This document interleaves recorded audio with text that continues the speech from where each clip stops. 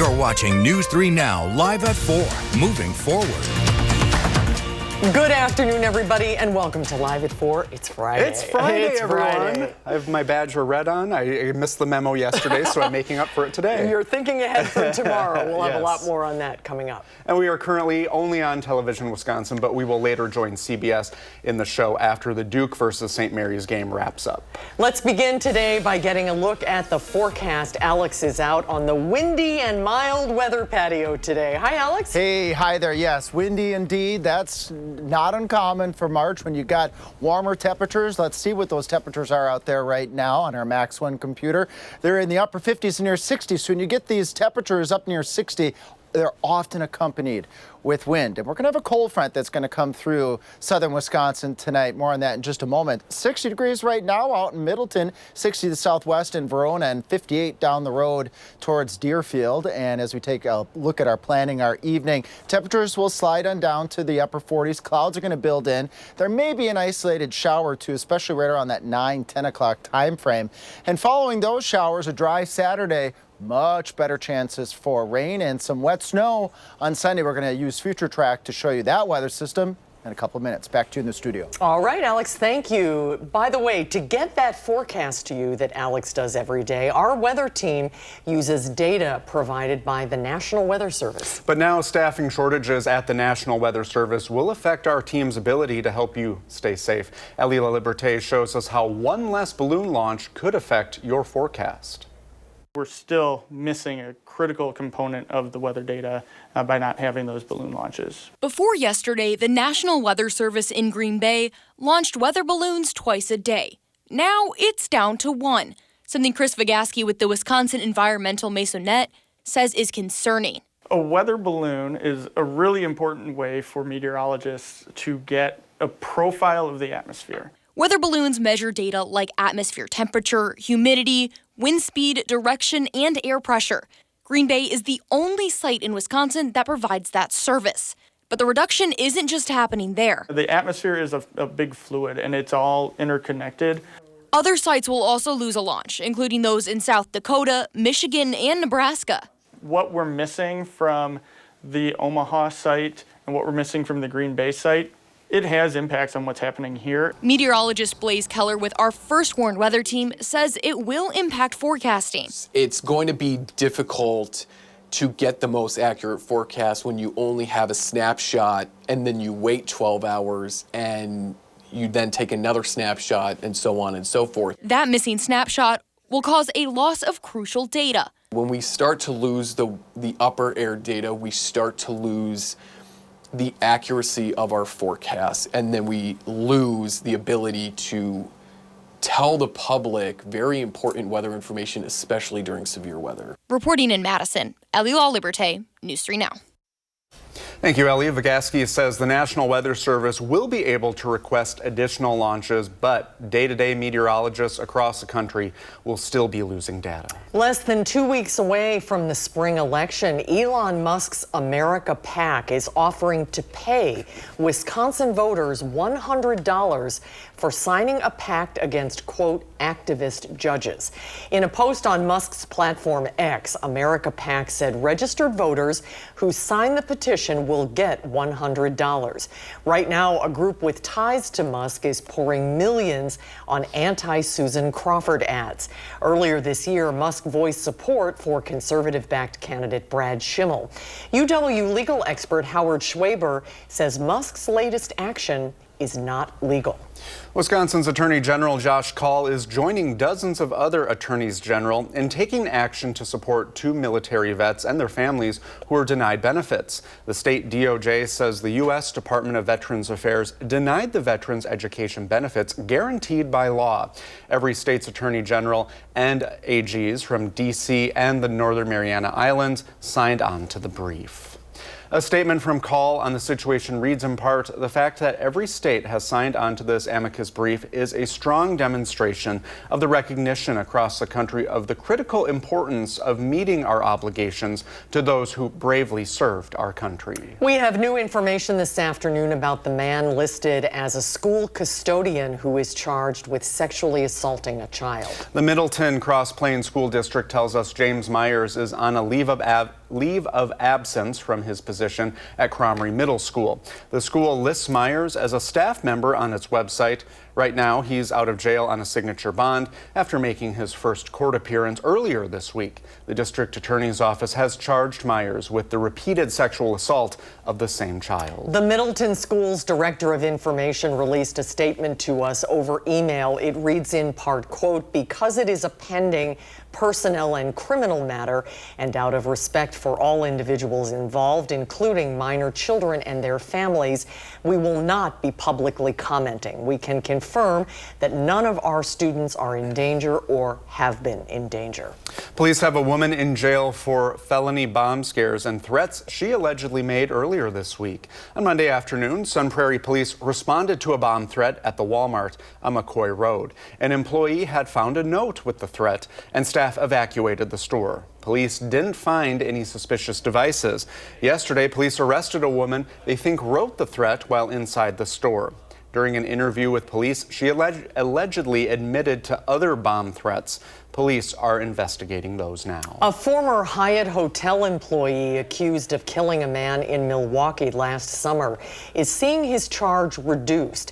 Former front desk worker Devin Johnson Carson pleaded guilty to a reduced charge of misdemeanor battery. He was originally charged with being a party to felony murder. Last June, 2 security guards, a bellhop, and Johnson Carter pinned down Devontae Mitchell after he ran into the Hyatt's lobby and then the women's bathroom. They held him there for nearly 9 minutes. The medical examiner ruled the cause of death as homicide. The other workers charged are security guards Todd Erickson and Brandon Turner and bellhop Herbert Williamson. Both Turner and Williamson agreed to testify for plea deals earlier this month.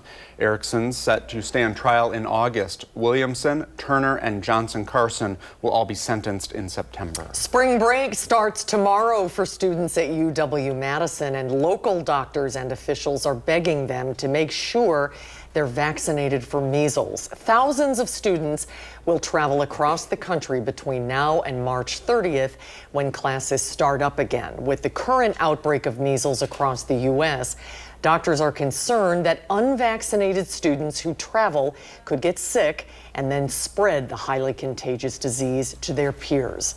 I think it's always a concern with modern air travel and how we travel here in the United States that it could spread here.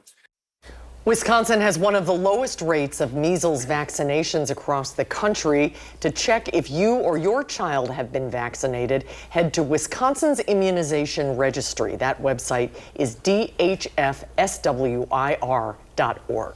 SSM Health's hand surgeon says she's been seeing more chainsaw injuries lately. As more people are starting their springtime cleanup or using chainsaws after major weather events, chainsaw injuries are increasing. Hand surgeon Morgan Weber says often the injuries are so bad they result in amputation. Here's what she recommends to keep yourself safe. All too frequently, it is not having a secure environment. So you don't want anybody else in the area while you're using your chainsaw. Often it's other people trying to help or holding branches. And then I also see injuries not necessarily from the chainsaw itself, but from falling branches or people carrying a chainsaw and tripping over logs or brush that they just cut. So one really key core safety tip is your chainsaw should only be running when you are directly cutting something. And some other ways to protect yourself include wearing the right safety gear, like goggles, a face shield, head protection, steel-toe shoes, and heavy-duty work gloves. Next on Live at 4, the Department of Justice and a federal judge come face to face. What was said at a hearing on the Trump administration's deportations coming up.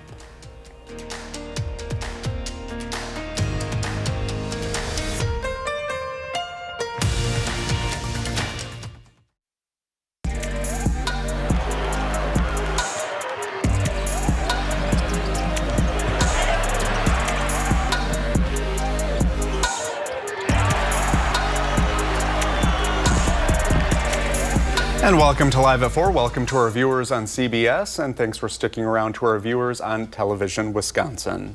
Well, U.S. District Judge James Boasberg is vowing to get to the bottom of whether the Trump administration violated his order at a hearing today with the Department of Justice. Last Saturday, the president invoked a wartime law to deport migrants suspected of having gang ties to a prison in El Salvador.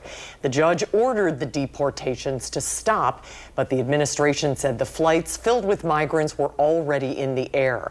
The migrants' lawyer says they plan to bring forth evidence challenging the administration's argument that it cannot bring the migrants back. Speaking of flights, they are slowly resuming this afternoon after a chaotic day at London's Heathrow Airport. A fire and power outage shut down operations for most of the day and forced the cancellation of hundreds of flights to and from the U.S. Thousands of passengers were stranded as flights were diverted to nearby European cities. Police are not sure what caused the fire, but they say there is no sign of foul play. Aviation experts say it could take a couple of days for operations to return to normal.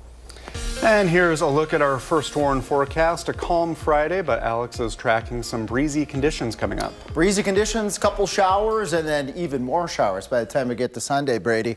Upper 50s right now. Beautiful day out there. The wind puts a little bit of a bite in the air. Upper 50s, 40s to the northwest. That's a hint of things to come. 60 in Middleton, 57 in McFarland, and how about 58 up towards the Wanakee, DeForest area. Planning our night tonight, we'll get down into the 40s. Clouds will be on the increase. Couple of raindrops, a possibility, 9, 10, going into the very early part of Saturday morning. It's part of the 3 things you need to get out. Forecast tonight, just a couple showers. Dry Saturday. Sunday going into Sunday night, it's going to be a washout. Where are those showers right now? Well off towards the north and towards the west. Swinging back here into southern Wisconsin. No raindrops yet, but they are on the way. Just about everybody stands the chance of getting a drop or two, but this isn't going to be a heavy rain scenario. In fact, by the time we get into the early part of Saturday morning, clouds will clear, winds pretty strong, stiff out of the northwest, and it's going to be a cold start on Saturday morning. Once those skies clear out, lower 20s, maybe some upper teens to the north up towards Camp Douglas, and a chilly day. I call this deceptive chilliness because the sun is out. High temperatures only around 40 degrees, so that's a bit below normal for southern Wisconsin. Here comes that washout on Sunday, a mix of rain and snow to start the day. Best chance for that mix is north of Madison. We could even see an isolated thunderstorm as well, kind of similar to what we just saw the other day. Back to that mix as we head into Sunday night, going on into Monday with just some minor slushy snow accumulations. About 1/4 inch of water between tonight's little bit of rain to Sunday's rain, 1/2 inch in Madison, and maybe just a little bit more than a 1/2 inch to the east of Madison. Of course, we have our big day tomorrow. Go Badgers. We have a high temperature of 40. Denver, they're going to be all the way up to 65 with strong winds, west winds coming down the mountains. And when you have those west winds coming down the mountains, that allows the temperatures to rise because that wind coming off the mountain is a dry wind, and that tends to warm on up. So here we've got that weather system again. Repeat on Sunday. That little bit of slushy snow accumulation possibly lasting into Monday morning. Not really looking at precipitation in widespread forms Tuesday, Wednesday, and Thursday. But next weekend is going to likely be a wet one with multiple weather systems bringing rain shower chances and breezy conditions. We're heading towards April at that time, so I guess those April showers will turn out to bring some May flowers. And we had a really big day today, one of the biggest visits we have ever had at the station. This is our friends at the Monona Grove Liberal Arts Charter School for the 21st. Give them a wave there. 40 students came today. They got to see behind the scenes at Channel 3, have a chat with Susan and Jalen and Maddie, and also with our producers, directors, and the amazing operational folks that get us up on TV. Thank you so much for stopping by. We had a great time. We did. They were very impressive kids. They asked great questions.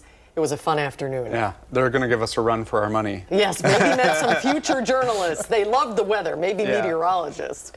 Thank you, Alex. Thanks, Alex. You bet.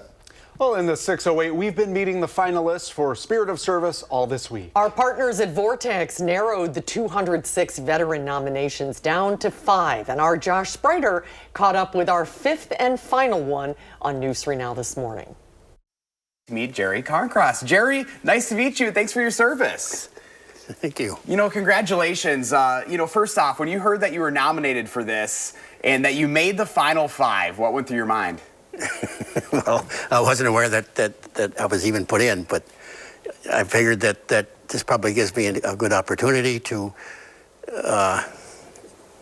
ask for more drivers. Yeah, we are all volunteers, and it's sometimes pretty hard to find people who are willing to give up the time. So you've been doing this for a couple of decades. First, yes, you're a Vietnam War veteran. Now you give back and you provide transportation for veterans in the Columbia County, kind of surrounding counties. Yes, we do, and it's something that our vets are very much appreciative of, and many of them that were.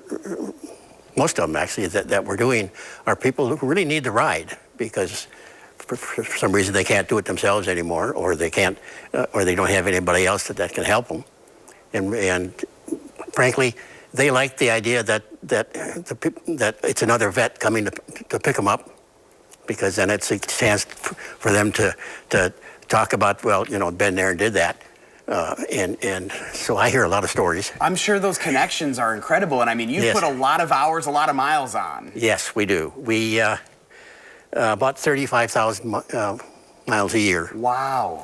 And it's roughly almost 1,000 vets every year. That's incredible. So in hours, average almost 2,000 hours. That is a lot. A year. So, when you look at how the community can help you out, what's the best way for them to help you in your mission? We need drivers. We really need volunteers, and you don't need a CDL because we're volunteers. So they don't need a CDL. However, and it's not just me in Columbia County. There are other coordinators around serving the VA in Madison, and we all need drivers. Why have you made it your mission on providing this transportation for veterans? Because I'm a veteran, and I figure there, but for the grace of God, so there am I. So yes, indeed, I want to. I've always been raised that you give back. You give back. And I've been told that to whom much is given, much is expected, and that's pretty much the way I've lived my life. Oh my gosh. All right, so if you were to win the $5,000 presented by Vortex, what would you do with that money? I don't know. Well, one thing I think I'd like to do is I would like to host a nice thank you party for all my drivers, because we don't get that. But then I support other charities. The Wounded Warrior Project, for example, is one, and there's one here in Madison too. And the rest, I think, would go to the DAV for buying more vehicles, because the DAV buys the vehicles and gives them to the VA to use and maintain. And they're always looking for donations to help them buy more vehicles. Well, Jerry, we appreciate your service, and congratulations to you, sir. It was nice to meet you. Thank you. Good luck. We wish you the best. Thank you. Thanks for all you do. Well, thank you, Josh. And right now, here's some homework for you. You can vote for your favorite veteran through March 30th. Boy, that's a tough choice. They're all so impressive. Congratulations, Jerry. Just go to channel3000.com, click on the Spirit of Service tab, and a winner will be announced April 2nd. We'll be right back. You're watching News 3 Now, live at 4, moving forward. Welcome back, everyone. Hope you've been enjoying the basketball on CBS. Yeah, and if you want to go outside, the weather words are cool Saturday, mix on Sunday, but today's not too bad. No, Sunday looks like it could be a soaker. Yeah, so stay inside for that day. Let's get a look at our first warn forecast. Alex Harrington is out there on our dry patio today. Currently dry, yes. Clouds are filling in. We might even have a shower yet tonight as a strong cold front comes through southern Wisconsin. Let's take a look at that weekend forecast. You had those words spot on. 40 on Saturday, sunny skies. We kind of call that the deceptive sunshine because it's sunny, but temperatures not very mild. We're a little bit more mild on Sunday. Susan, you said washout. I agree with you 100%. Lots of rain, maybe a little bit of wet snow as well. A little bit warmer too. Can't rule out an isolated thunderstorm on Sunday. We'll use Future Track in a bit to show you that weather system a little bit later. A couple showers north and west of the La Crosse area are going to swing to the south and towards the east in southern Wisconsin as we carry forth through the later evening hours going into the early part of Saturday morning. Just about everybody stands a chance of getting wet, as I like to say, but not everybody will get wet. These will be few and far between. You got a 5-7, that's pretty popular. Boscobel, Lone Rock, Madison, if I'm getting my numbers right, and Platteville, 55 in Janesville, 48 to the north as those clouds are filling on in and that cold front is approaching. Got a 61 now in Verona, so beautiful late Friday afternoon, planning the evening. Couple showers, like I said, as temperatures dip down through the 40s, and then we get into the low to mid 20s to start off Saturday morning. Coming up in Maine weather, we're going to show you that Sunday weather system and also some really strong winds that you can expect on Sunday too. That's coming up in just a little bit. All right, Alex, thank you. In the wake of police shootings, some family members in Wisconsin have turned to a little-known provision of state law to try to get closure. It's a special type of court filing called a John Doe proceeding. But a new bill in the state legislature may make it harder for Wisconsinites to go that route. Political reporter Will Keneally explains. So how this works here in Wisconsin is if a DA declines to prosecute a case, anyone can bring evidence to the courthouse here behind me and ask a judge to weigh in on whether that case should move forward. That was used in the Tony Robinson shooting here in Madison. The DA declined to press charges against the officer who shot Robinson, but the family asked the judge to consider charges instead. Justin Nicholson, a Madison attorney, helped the family file that proceeding. She says it can help the family feel like the process is working. But I still think a lot of participants in the trial are grateful to have had the opportunity to have their day in court. And so anytime you take away somebody's access to that day, I think it makes our democracy a little less vivid, a little less vibrant, a little less meaningful. Now, a new Republican bill would prevent families like Tony Robinson's from asking a judge to take a second look at those charges when those charges deal with law enforcement. And we'll hear more from law enforcement advocates about the measure coming up tonight at 5:30. That bill now working its way through the state legislature. It cleared the Senate this week, now heading to the state assembly. Reporting in Madison, Will Keneally, News 3 Now. Thank you, Will. To Wall Street now, the Dow lost 39 points, the NASDAQ is up just 8 points, and the S&P 500 is down 11. Well, tomorrow the Badgers will play BYU. Yep, right here on Channel 3. It's very exciting. And our Zach Hanley is live in Denver ahead of the game with a preview. What have you guys been doing today, Zach? Seeing the sights of Denver? Well, I will tell you, today is the hardest day just because we're all waiting for game day. And the players agree. We were talking to Max Klesman in the locker room just a couple minutes ago, and he was like, we wanted to play BYU yesterday just to get it over with. And while I was interviewing him, somebody grabbed my mic. I'm here with Max Klesman. Max, hey Max, how special is to have your brother right here next to you in this moment? I just alluded to it, man. That's what it's all about. Coming to the NCAA tournament, getting your family to come out here and follow you. I'm so grateful, Coach Guard and the staff. You especially were, allowed him to come to practice today. That means a lot to me, being an in-state kid, getting to bring him along. How does it feel to be able to watch your big brother out here on this stage? It feels great, man. It's a dream come true. I know he's been dreaming about it for a long time, so we're all happy for him, proud of him, happy to see him tomorrow. What's your prediction for tomorrow? Oh, win. That's all. It's a win. Don't matter who plays well, who plays right. It's enough to get a win. I love to hear it. This is Sharif Chambliss, Channel 3, signing off with the Klesman brothers. Go Clay. Now, hey, you got to give him credit. He almost got the sign-off right, but he actually, the funny thing was, he was following me around while we were doing interviews, and he was like, hey, can we do another one? Can we do another? So we actually did 3 more one-on-ones with Coach Sharif Chambliss. It sounds like maybe he can have my job. I mean, I don't know. Artie, what do you think? Am I needed anymore? Zach, you're irreplaceable, but I mean, he was pretty good. He was good. He was good. Very good. Well, meanwhile, while you were interviewing, actually getting your job, fighting for your job in the locker room, I was on the hunt for fans today. there weren't a whole lot of them. If I was them, I would be hunting around Denver for cheese curds, see if they meet Wisconsin muster. There are a few places here in the city, I think, that have them. We'll explore that a bit later and get back to you guys. But like I said, the fans are taking a rest day today to get their cheering voices and energy ready for tomorrow's showdown with BYU. But we found a few exploring the Mile High City who say they are so proud of the Badger men for making it as far as they have. Spectacular. I mean, a team with that kind of chemistry, that kind of depth, again, regard, awesome coach, again, from his predecessors and stuff, so you fix your stuff up on. The fast pace, again, I think they're going to go far. And those two are not just following on the Badgers on the court, they're parents of a daughter who is a trumpet player in the band. And tonight there is a watch party here at the Wisconsin Bar in town for the women's hockey game in Minneapolis. So it's a good week to be a Badger across the country. For now, reporting in Denver, Armand Rama on News 3 Now. Well, thank you, Armand, Zach, and our new sports director, Sharif Chambliss. Yes, please tell Sharif he is hired. Coming soon. All right, thanks, guys. Well, you can watch the Badgers play tomorrow night on CBS. Coverage starts at 6:30, and then tip-off is at 6:45. The Badgers, as the guys were just saying, have the day off, but other teams are continuing to go toe-to-toe in March Madness in Milwaukee, and that is where our Tanasia Shaw spent the day. She's at Fiserv Forum with more. Here at the Pfizer Forum, I talk to people from all over, from down south in Nashville all the way up north to Illinois. Illinois, Northern Illinois.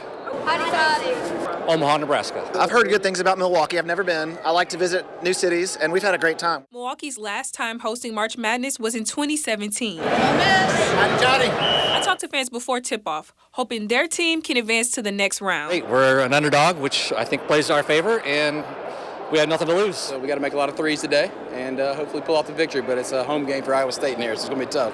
The winner of Friday's game will come back Sunday to play here at the Pfizer Forum.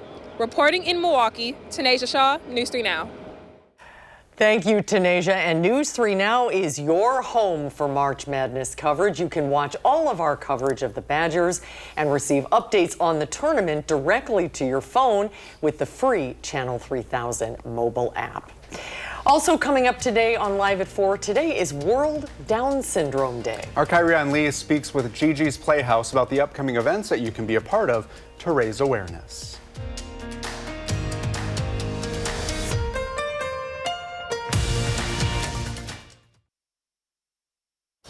Today is World Down Syndrome Day, a global awareness day the UN has observed since 2012. This morning, our Kyrian Lee spoke to local advocates with Gigi's Playhouse to highlight how their work is making a difference. Today is World Down Syndrome Day, and Gigi's Playhouse Madison is celebrating with events that bring the community together in support of individuals with Down syndrome. Joining us is Executive Director Kelly Antonson and self-advocate and board member Maya Gringas. Thank you, ladies, for joining us. Thank you for having us. Yeah. Yes. So first and foremost, for those who aren't familiar, what is Gigi's Playhouse and what do you all do for the Down syndrome community? Yeah, so Gigi's Playhouse is ran by Nancy Gianni. She's the mother of this daughter named Gigi, who's about my age, who I met at the National Leadership Conference.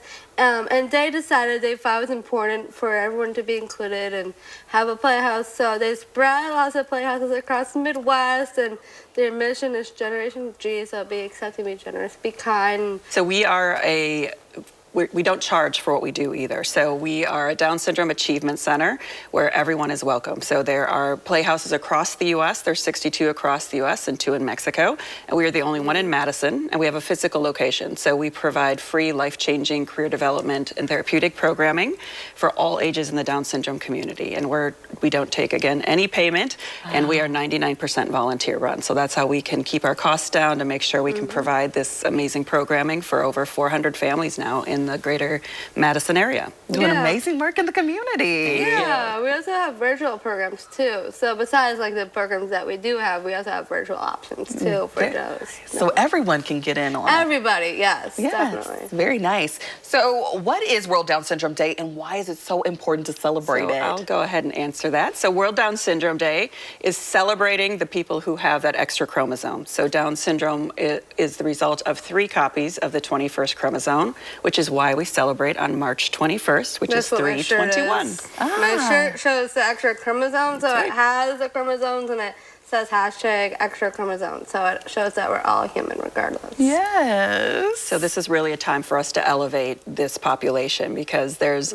a lot going on in the world, and we want to make sure that we are celebrating the achievements and giving the possibility and, of everything that they're able to do. So you all have some upcoming events. Yeah, we do. So how can the community get involved? Today we are celebrating in the Playhouse with our early learner program, but then we have a big event coming up called the Dash for Down Syndrome, and that is really a beautiful display of acceptance for the entire community. So teams are forming now.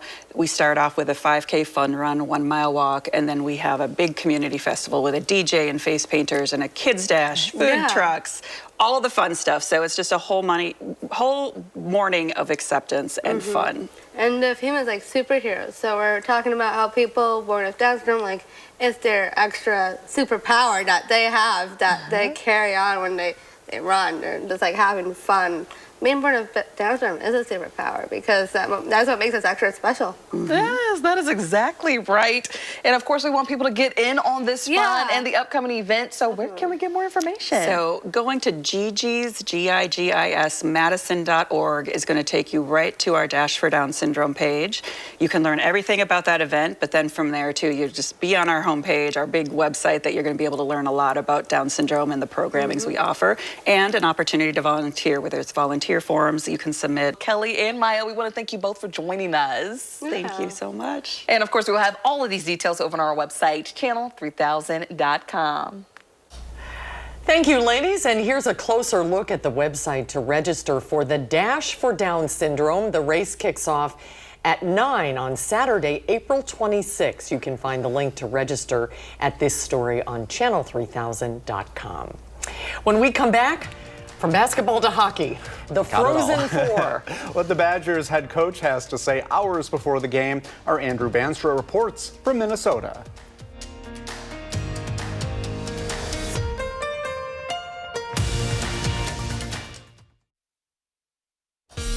Tracking showers, then a cool Saturday, and then a washout on Sunday. Here are the showers. Radar 3000, got to go way off to the northwest. Then eventually the showers will make its way towards the south and towards the east as we put Future Track into motion here. One more time, just note, just a few and far between showers as we head towards the late evening hours and the very beginning of Saturday morning. And then that cold front comes through. Temperatures are already cooling off into the upper 40s. That's normal for this time of year. We're just basking with temperatures near 60 degrees here in southern Wisconsin. Got a 60 to the west in Middleton, 59 in Oregon, 59 in Waunakee, and up the road on 151 we got 57, so tie that to the airport. And that matches our planning your evening. Clouds filling in. Could see that shower or two in the Madison area right around 9 or 10 o'clock. Then we got 40 on Saturday, and then here's that washout that we're expecting on Sunday. Could even see a thunderstorm and a little bit of wet snow too, so let's look at that. Sunday, here we go. Watch the green become widespread after 6 o'clock in the morning. Even some dark greens and maybe a little yellow. That's that chance of a thunderstorm. Areas to the north of the Dells up towards central Wisconsin, you have the best chance of having that wet, slushy snow mixed in with some of that rain. And as we get into Monday morning, that weather system will depart. Not a whole lot of water, unfortunately, because we need it in southwest Wisconsin. Madison, we might squeeze out a ½ inch. East of Madison up towards Beaver Dam, you might get a ½ inch to maybe closing in on 3/4 of an inch. Windy too. Look at these winds on Sunday, gusting at times to 40 miles per hour out of the south and out of the southeast, and that will bring those temperatures up a bit. As I was just mentioning, we'll get up to a high temperature of about 49. So recap here, this is that deceptive cool Saturday. I call it deceptive because you got the sun out. It's only 40 degrees. We'll do 49 on Sunday. We'll warm up. 42 on Monday. Could see some minor slushy snow accumulations, mainly north of Madison, then a dry period. Then as I step away here, look at later next weekend, a period of showers and breezy conditions pretty much Friday, Saturday, Sunday.